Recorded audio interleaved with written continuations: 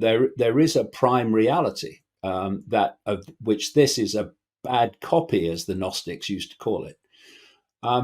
So I can understand why people will be tricked in this once, but once you get out, and we can talk about what death really is later. Once you get out, you go, oh, phew, I ain't going back there. It's horrible. But it's become clear to me over many, many years, decades, in fact, that reincarnation is real. And I look at that in the reveal, and particularly I look at the work of a guy called Ian Stevenson, who was a American Canadian psychiatrist, who started to come across really young children who had fine detailed, often memories of past lives. And they would describe the places. They would even describe, places they'd never been in this life, but also they would describe the internal layout of buildings in places they'd never been in this life.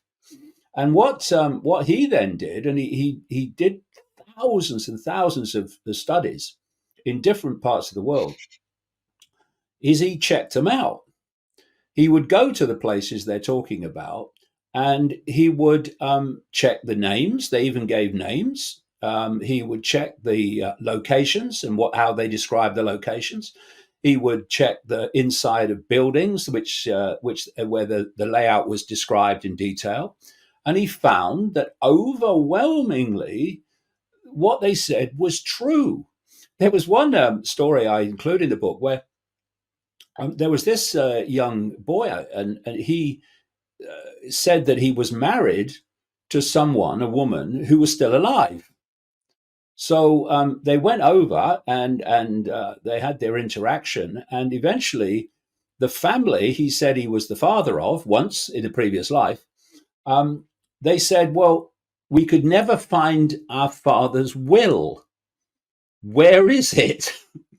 And he walks over to a floorboard and points out, and they took the floorboard up, and there it was, the will. So yeah, I read that in the book. Incredible story.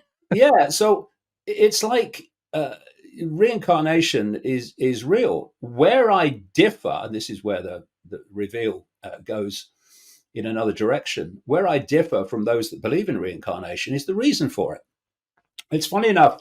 I was watching a couple of video interviews only last night with a guy from Silicon Valley who believed that we live in a simulation, and also someone who says he astral projects. He projects his consciousness into the astral dimension, the one next to this one, the afterlife dimension, actually.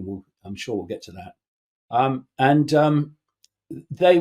He was saying too, the astral projector, this is a matrix, this is a simulation. But they both still held on to this idea that it's here so that we can learn lessons to evolve. Unfortunately, YouTube won't allow us to show you the entire David Icke interview, but you can watch the full, uncensored, and absolutely breathtaking conversation over at our website, theinspiredchannel.com, or simply click on the link in the video description.